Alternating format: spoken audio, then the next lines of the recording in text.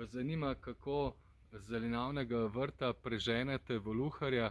Vsekakor se treba izogibati prezimnim sortam radiča. Pri nas smo ga že pospravili, kajti na ta način voluhar dela manj škode, to je njegova priljubljena hrana. Vsekakor v jesenskem času ne sadimo tulipanov, kajti tam, kamor bomo sadili tulipane, tulipani jih privabljajo in potem delajo škodo tudi drugje po vrtu.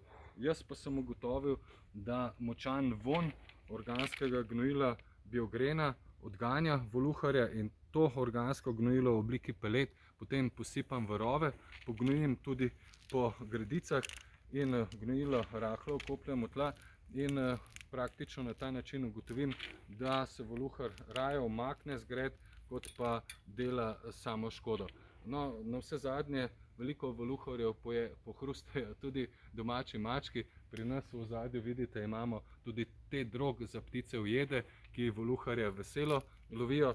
Navsezadnje pa vsi, ki imate doma goža, je to najboljši lovec na voluharje in tudi najboljša rešitev.